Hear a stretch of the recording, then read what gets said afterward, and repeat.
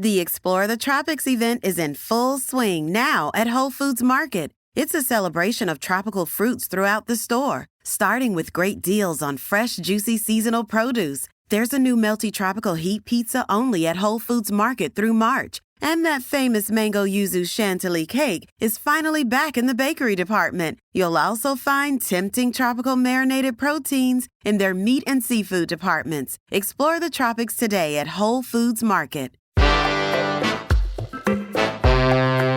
Today on CityCast Madison.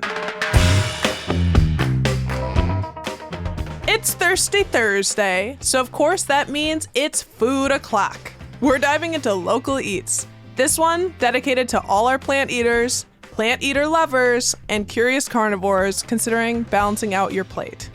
Our friend Lindsay Christians, food editor for the Cap Times, says it's the tastiest time to be vegan in Madison. So whether you're cutting back on meat or just looking to eat more veggies, she's got you. It's Thursday, March 16th. I'm Bianca Martin, and here's what Madison's talking about.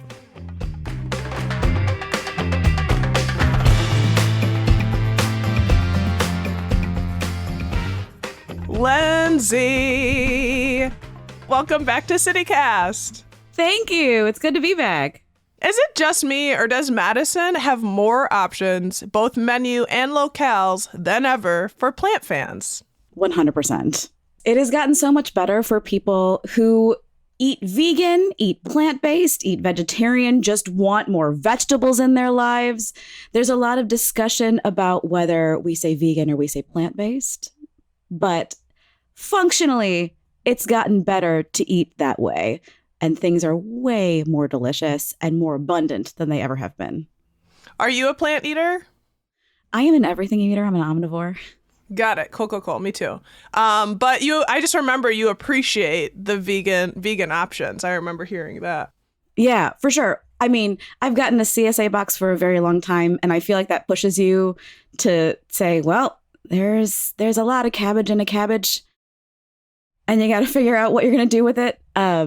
Absolutely. And one thing, as I was writing about, the expansion of vegan options in Madison, I kept asking, but it is a lot of chopping though, right? You have to do a lot of processing of all of these vegetables. It's kind of the not so dirty secret of veganism is if you actually start really cooking a lot, you're doing a lot of peeling and chopping. Yeah, you're getting some good forearms. Yes. You did great coverage, as you just mentioned, that you were writing about this expansion of energy in the vegan scene here. Where would you take the hardcore vegan in your life? The place that's the most exciting and the newest is Jardine, which is over on East Washington Avenue, which I think we spoke about last time I was on. But Juan David Umania is the chef over there. And the way that he's working with right now, squash and mushrooms and all of these lovely kind of root vegetables. There are, flatbreads and risottos, and he's doing a mole. There's a super, super creamy pasta. It's called lobster casareche, and it's made with lobster mushrooms. And it's just this super creamy sauce. And he says when people come in and they have this pasta, it makes some vegans nervous because it's so creamy and they think there's no way there's not cream in this. What's the secret? What's going on here? So I think that one has oat milk in it. He's using oat milk for his roux. Sometimes when he's like a creamy sauce, for a mac and cheese or something like that, he's using oat milk to do that. But that's another thing too. Vegan cheeses have gotten way, way better. They used to just be rubbery and bland and gross. And now we have all these different cheeses that are made with nuts. If you go to Woodman's and you look at the vegan options, you can kind of see even there, oh, there's so much in this category now than there never was. Do you think that's part of the uptick in people wanting the food is hey, this actually isn't so freaky deaky in a negative way. This is very good. It tastes better. The stuff just tastes better. You might have people in your life who are not vegans, right? How about for a mixed group? Where would you go if, say, maybe the family's visiting and somebody's got a very meat-oriented bae? I mean, I feel like any sort of Thai restaurant or Indian restaurant is going to be straight down the middle for you. I feel like somewhere like Himal Chuli has just beautiful food. But that way too, like if you can like take them down State Street and you can show them the downtown. I think of these restaurants in their context as well. So like if you've got a great Indian place near you, I love Daba. I love Amber out in Middleton, Swad and Monona. There are always going to be options like that, to take somebody where you can get you can get something with chicken. Sometimes you can get something with beef or lamb, but then your vegans and your vegetarians are going to have so many wonderful options. So that's one thing. Also, places like Ian's is doing a lot better with like vegan options, and they also have a lot of gluten-free things too that you can do there. And also a lot of these businesses that I think of as being like either downtown or catering to a younger audience are aware of how a lot of folks are wanting to eat more plant-based or are wanting to like have gluten-free options too, right? That they're building that into their business model. Kind of the closer you get to campus, I think sometimes you're going to have more options there. I also heard really good things about most of the food fight restaurants that have a good vegan either side of the menu or options. So that was really cool. I think Monty's has a long reputation. Monty's Blue Plate Diner over on Atwood has a long reputation of having good vegetarian and vegan options. But Tex Tubbs does too. They've got I think they've got a jackfruit taco on. And Bar Corleone has an entirely like vegan side like option on its menu. I had really good vegan sushi rolls at Red. And they were delicious. Yeah. What? Well, I guess that makes sense. Just no mayo? Like wanted some squash? Yeah, veggies. Yeah. So sushi is just referencing the rice. It's like vinegared rice. All they're doing is instead of, putting fish on the rice, they're putting like beautiful squash or mushrooms or tofu. But the thing about the vegan sushi at Red is it's so thoughtfully and beautifully made, just like all the rest of their rolls. So I will go there and eat, like have one fish thing and one vegan thing. And it's great. It's kind of a nice way to switch it up. That's perfect. Like that's a perfect, perfect choice. What about a good starter dish to ease people into meat-free options? Yeah, I think a great way to start is with something like what Just Veggies is doing. So James Bloodsaw II is opening a new restaurant called Just Veggies. It's been a food cart. If you've been to downtown festivals, you've probably seen it. But he's doing essentially comfort food, soul food, comfort food. Think of like chicken sandwiches and cheese curds that are plant-based. I was like, but what are they though? And he was like, potatoes, and other things. And I was like, cool. It's like a potato-based cheese curd. And he's really turning very like familiar and like comforting food into vegan options. Like he's doing vegan variations on those things. His menu is designed to be super just accessible for folks who are like maybe not usually vegan or plant-based eaters, but they're out with their friend who is or who wants that, or they want to try something new. So that I feel like going that direction is a great way to go. I think he's currently still doing a GoFundMe for his restaurant on State Street. So, check that out if you want to support an entrepreneur on State. And he's still doing quite a lot. Like I've seen him at like pop-ups and things. And I know he usually does like the vegan fests and he does those kinds of things too. He's doing a St. Patty's Day dinner in Madison. I'm just looking at this: vegan corned beef, cabbage, carrots, baby red potatoes, dinner roll. And he's working out of Christine's Kitchens over on the east side. So it's like a pickup, but as he's getting his brick and mortar up and going. So I would say starting with something that people are familiar with. That's one way. So people can go there and get it to go. Yes. So that's one way. And the other way would be something like also on State Street, Sookie's Veggie Burgers, which is just exactly what it sounds like. It's an entirely vegan spot. It's fast casual. And it's all burgers and fries and things that you're familiar with. Most people are. A great spot to go if you want to be like, here's what this could be like. I mean, it's quick. It's easy. It's something to try for a lunch. It's one lunch out of your life. Give it a shot.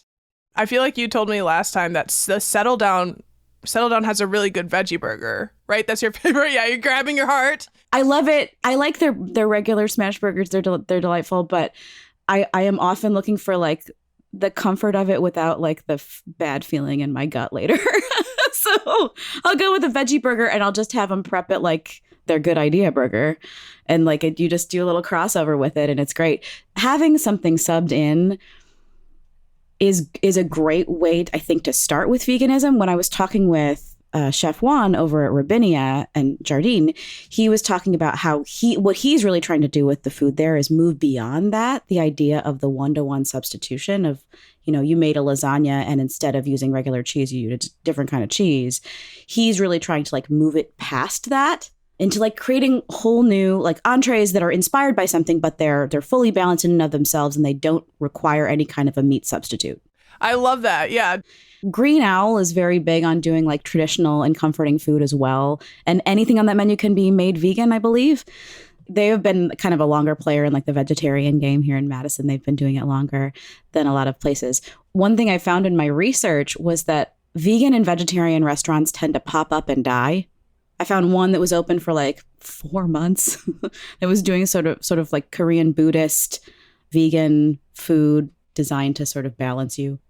Some of them are cooperatives. There was one called Piecemeal that was cooperatively owned, and they kind of flared up and died out. Savory Times on Williamson Street was an older one too. And so I think running a restaurant is hard already. It's already just hard, to make balance your books and get enough staff and all that other stuff. And then when you add and we only do vegetables, it's another layer of we can't just go there for a burger kind of things. It can be another level of complexity.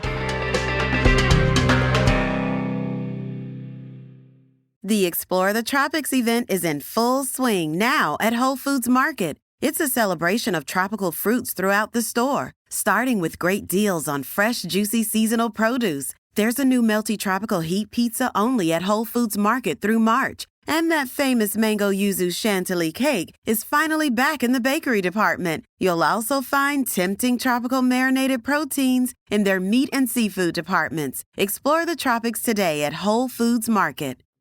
Your story, your cover story was focused on the fact that there is a trend, more people are looking for this. There are new restaurants that are vegan specific, but it sounds like sometimes they have some struggles. I'm curious what you think about why people are headed in that direction. Obviously it seems like there are some benefits to being a vegan, and that's probably why it's drawing attention. Better food we talked about, but any other things you heard? It is mostly driven by younger folks, so people in their 20s and 30s. It is often driven first and foremost by reasons connected to health, people wanting to eat healthier. My own brother was diagnosed with cancer several years ago, and he has gone completely vegetarian as he sort of works through that. And it's very connected to his health, right? That's why he did that.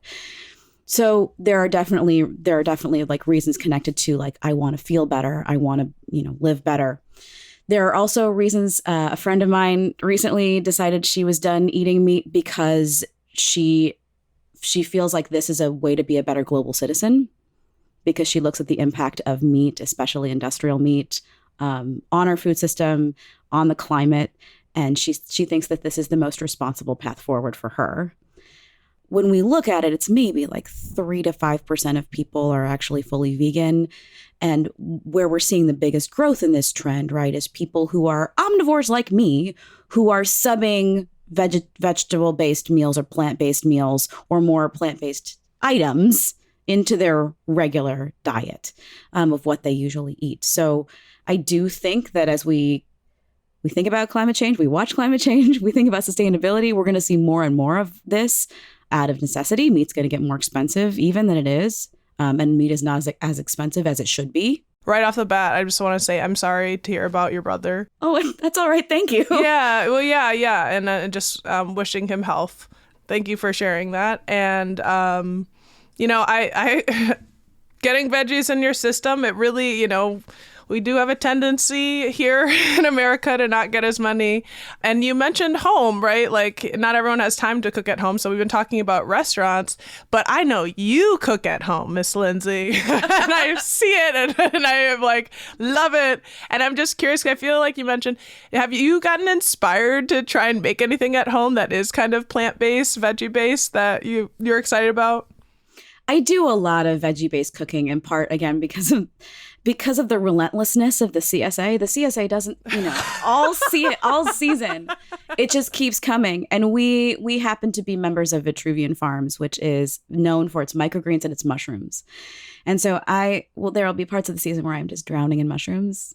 And like, I'm not mad. It's kind of about beautiful, but also but it's like a little scary. So many mushrooms. One book I was actually, speaking of my brother, I was trying to find a cookbook for him for Christmas. And I found this book. It's like the Weeknight Vegetarian. And it's Jenny Rosenstock. And she was basically being like, if you want to eat more vegetables, maybe you're not ready to go fully vegan, but you want to eat more veggies and you're feeding a family. These were just wonderful recipes. They were so approachable. And at the end of the cookbook, she does this sort of graph where she has ingredients at the top, like mushrooms, tofu, squash, whatever, things at the top. And then she has preps on the side, like tacos, breakfast, whatever. And it makes it really easy because there are, vegetarians in my life who don't like eggs or mushrooms. Yeah. Okay. And it's basically about how to say like, oh, I can make sweet potato tacos for her and she would love those. Oh, that's beautiful. We'll have to put the link to that book there. You mentioned this, but there is a whole pop-up vegan fest that here locally that started a few years ago, and it's super popular. And it's next week at the Goodman Center. Do you know about this? I knew about the Mad City Vegan Fest. It's now called the Madison Vegan Fest in the fall. It's out at a park and it's like beautiful and there's tons and tons of vendors.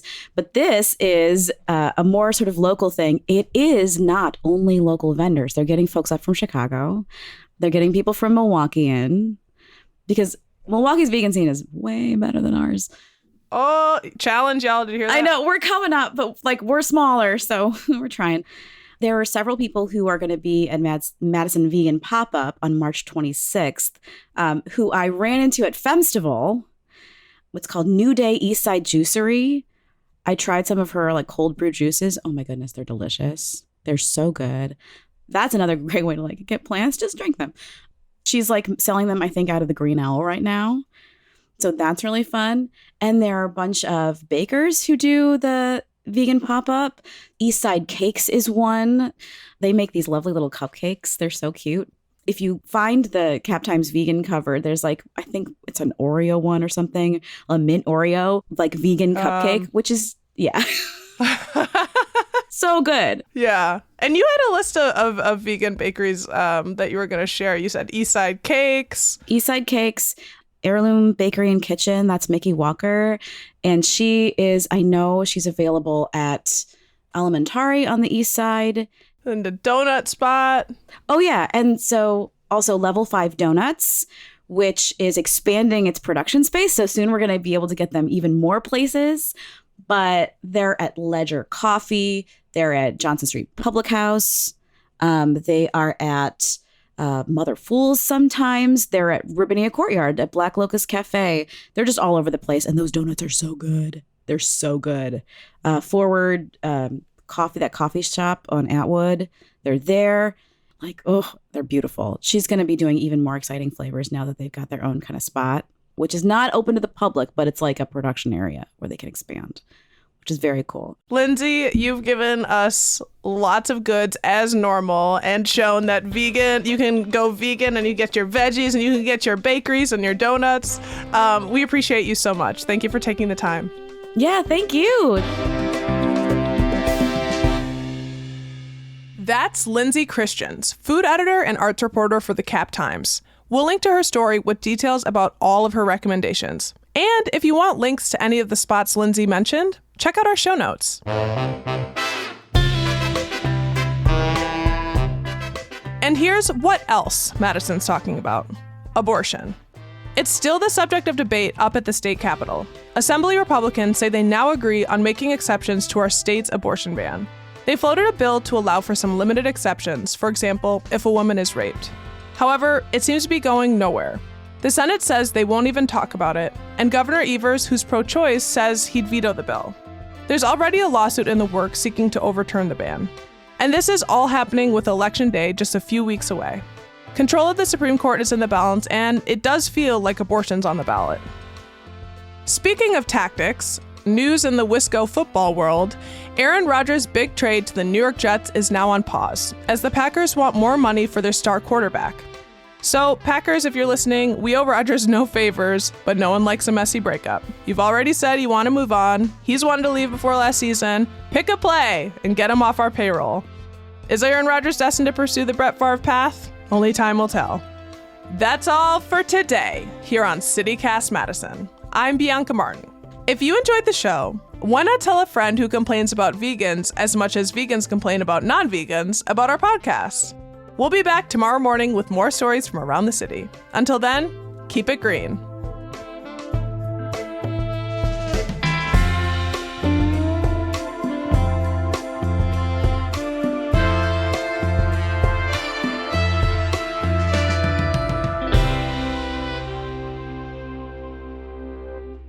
Eat more plants.